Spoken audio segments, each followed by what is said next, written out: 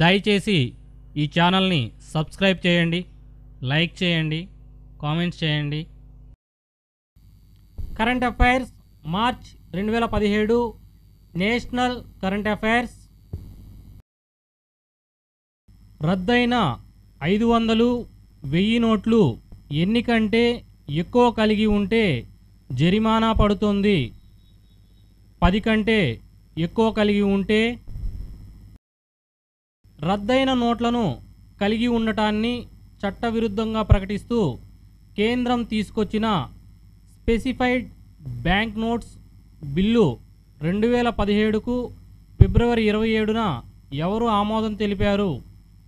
రాష్ట్రపతి ప్రణబ్ ముఖర్జీ.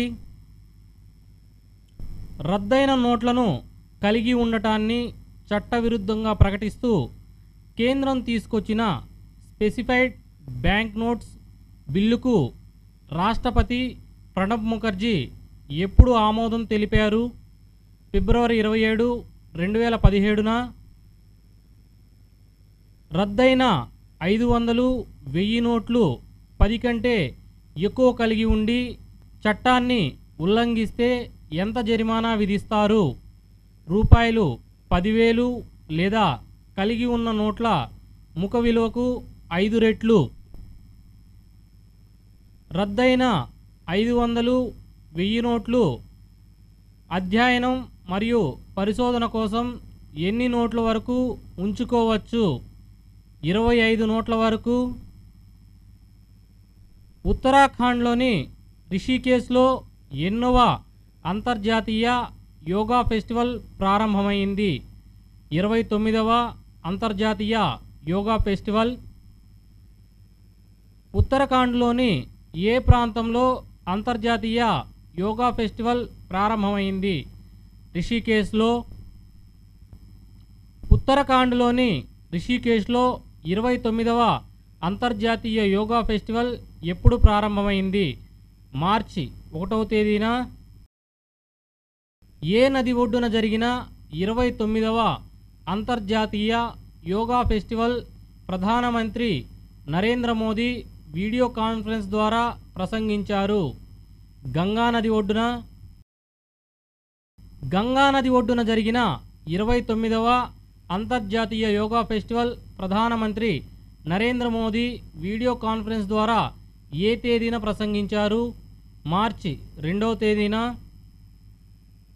గంగా నది ఒడ్డున జరిగిన 29వ అంతర్జాతీయ యోగా ఫెస్టివల్ ఎన్ని రోజుల పాటు జరిగింది? మార్చి 1వ తేదీ నుండి 7వ తేదీ వరకు, వారం రోజుల పాటు. గంగా నది ఒడ్డున జరిగిన 29వ అంతర్జాతీయ యోగా ఫెస్టివల్లో ఎంతమందికి పైగా ప్రతినిధులు పాల్గొన్నారు? 1000 మందికి పైగా. విదేశీ సంస్థలైన కోకోకోలా, పెప్సీ శీతల పానీయాల అమ్మకాలను నిషేధించాలని ఏ వర్తక సంఘం నిర్ణయం తీసుకుంది? తమిళనాడు వర్తక సంఘం. తమిళనాడు వర్తక సంఘం ఏ శీతల పానీయాల అమ్మకాలను నిషేధించాలని నిర్ణయం తీసుకుంది? విదేశీ సంస్థలైన కోకోకోలా, పెప్సీ శీతల పానీయాల అమ్మకాలను. తమిళనాడు వర్తక సంఘం విదేశీ సంస్థలైన కోకోకోలా, పెప్సీ శీతల పానీయాల అమ్మకాల నిషేధాన్ని ఎప్పుడు అమలులోకి తెచ్చింది? మార్చి 1, 2017 నుంచి. దేని గురించి తమిళనాడు వర్తక సంఘం విదేశీ సంస్థలైన కోకోకోలా, పెప్సీ శీతల పానీయాల అమ్మకాలపై నిషేధం విధించింది? అమెరికా సంస్థ అయిన పెటావల్లే జల్లికట్టుపై సుప్రీంకోర్టు నిషేధం విధించింది అని. 2015, 2016 నాటికి దేశవ్యాప్త లింగ నిష్పత్తి ప్రతి 1000 మంది పురుషులకు ఎంతమంది స్త్రీల సంఖ్య నమోదు అయినది? 1000 మంది పురుషులకు 991 మంది స్త్రీలు. 2015, 2016 నాటికి దేశవ్యాప్తంగా గ్రామీణ ప్రాంతాలలో ప్రతి 1000 మంది పురుషులకు ఎంతమంది స్త్రీల సంఖ్య నమోదైనది? 1000 మంది పురుషులకు 1009 మంది స్త్రీలు. 2015-2016 సంవత్సరానికి నిర్వహించిన జాతీయ ఆరోగ్య సర్వే వివరాలను ఎవరు వెల్లడించారు? NFHS4 వారు. జనన సమయంలో లింగ నిష్పత్తి గత 5 ఏళ్లుగా దేశవ్యాప్తంగా ఎంత పెరిగింది?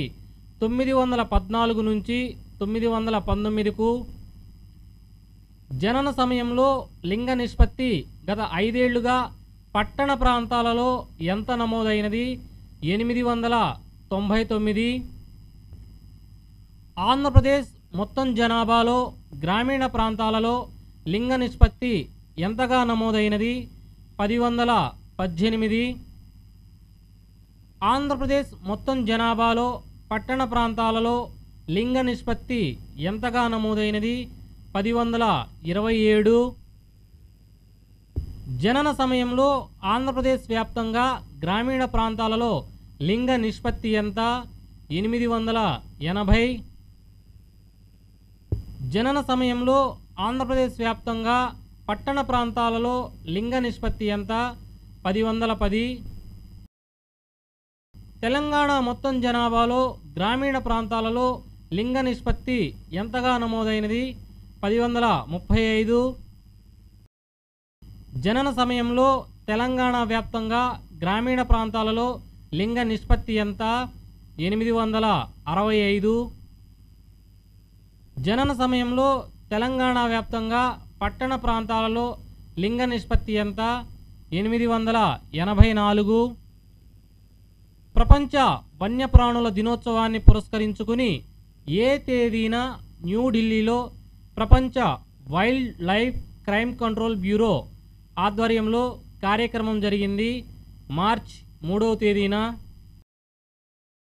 ప్రపంచ వన్యప్రాణుల దినోత్సవాన్ని పురస్కరించుకొని మార్చి 3వ తేదీన ఎక్కడ ప్రపంచ wild life crime control bureau ఆధ్వర్యంలో కార్యక్రమం జరిగింది?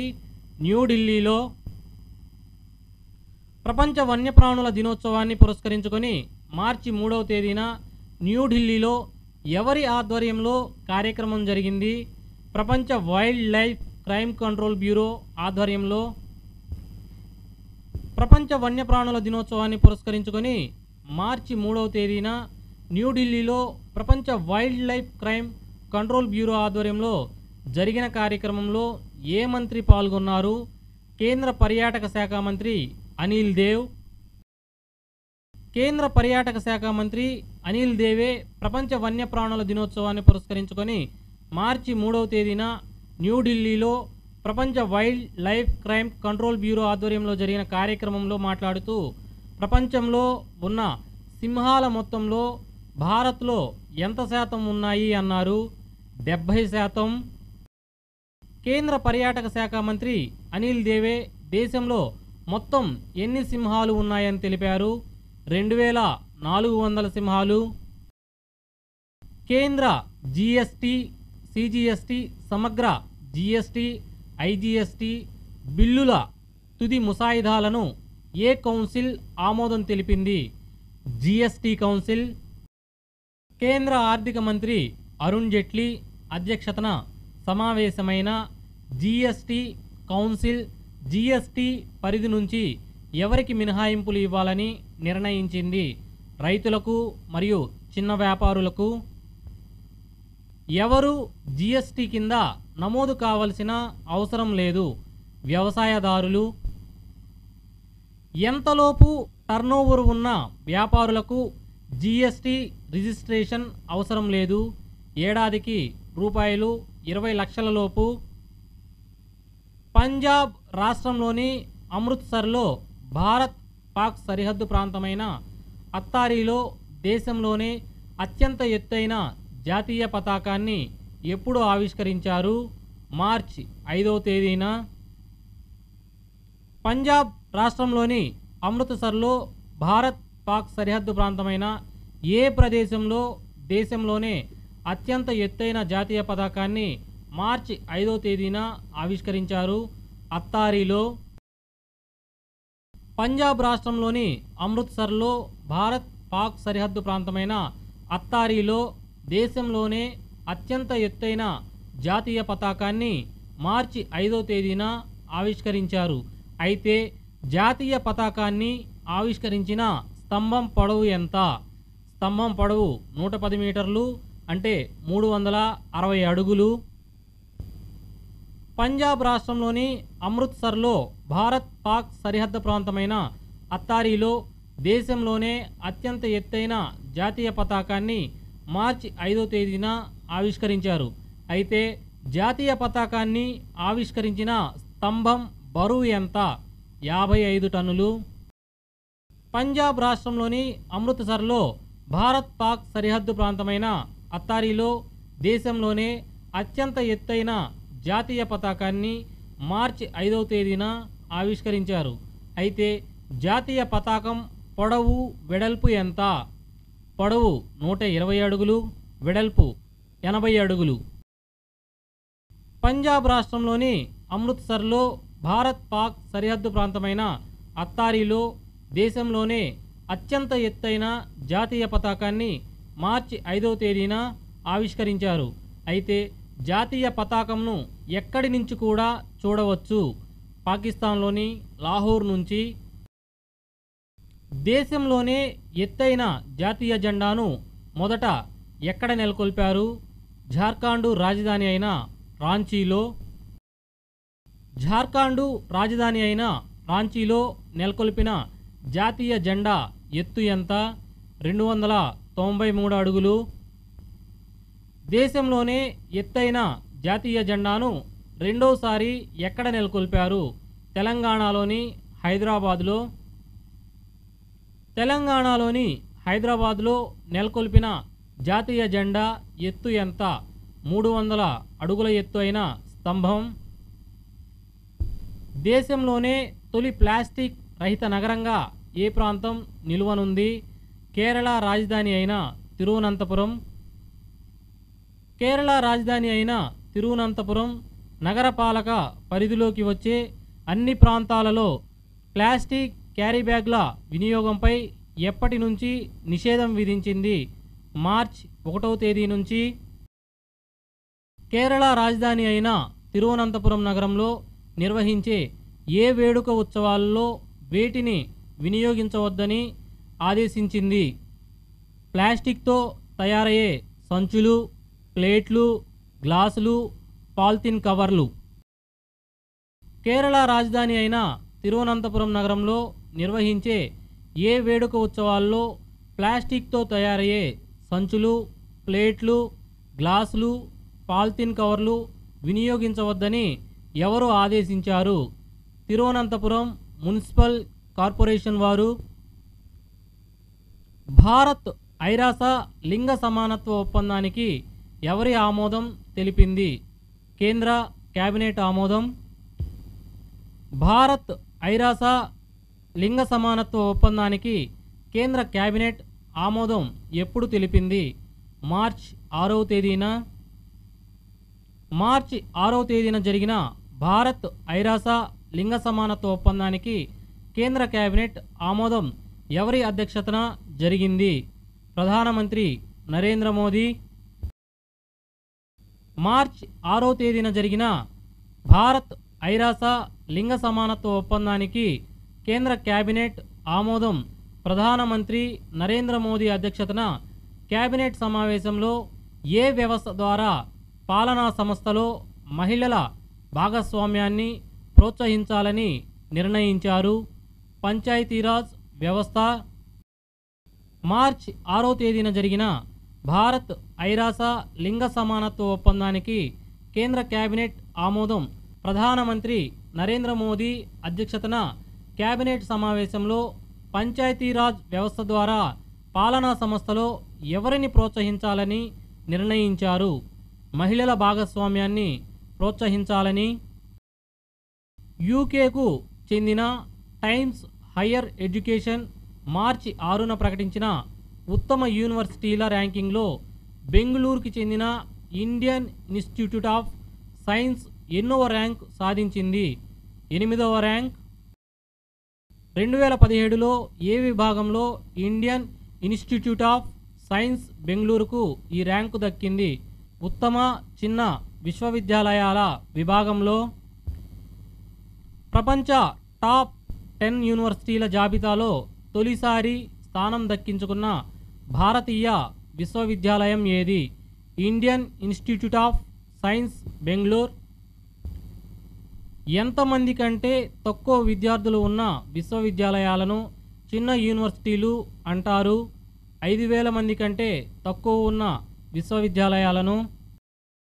ప్రపంచ టాప్ 3 స్థానాలలో ఏ యూనివర్సిటీలు ఉన్నాయి? California Institute of Technology America, Ecole Normale Superieure France, Pohang University of Science and Technology దక్షిణ కొరియా. ఉద్యోగులు ఇంటి నుంచే విధులు నిర్వర్తించే వెసులుబాటు కల్పిస్తూ ఎవరు వర్క్ ఫ్రమ్ హోమ్ విధానాన్ని ప్రవేశపెట్టారు? Bharatiya State Bank. ఉద్యోగులు ఇంటి నుంచే విధులు నిర్వర్తించే వెసులుబాటు కల్పిస్తూ Bharatiya State Bank work from home విధానాన్ని ఎప్పుడు ప్రవేశపెట్టారు? మార్చి 7వ తేదీన. అత్యవసర సమయంలో ఏ పరికరాల ద్వారా ఇంటి నుంచే విధులు నిర్వర్తించే విధానాన్ని భారతీయ స్టేట్ బ్యాంక్ బోర్డు ఇటీవల ఆమోదించింది? మొబైల్ పరికరాల ద్వారా.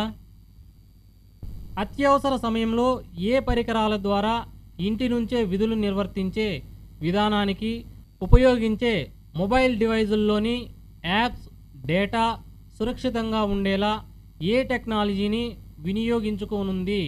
Mobile computing. రాబోయే రోజులలో వేటిని కూడా వర్క్ ఫ్రమ్ హోమ్ సర్వీసుల్లో పొందుపరచనున్నట్లు భారతీయ స్టేట్ బ్యాంక్ తెలిపింది. సోషల్ మీడియా మేనేజ్మెంట్ మరియు ఫిర్యాదుల పరిష్కార అప్లికేషన్లు. మరిన్ని అప్డేట్స్ కోసం ఈ ఛానల్ని సబ్స్క్రైబ్ చేయండి, లైక్ చేయండి, షేర్ చేయండి. మరిన్ని అప్డేట్స్తో మీ ముందుంటాం. Thank you for watching.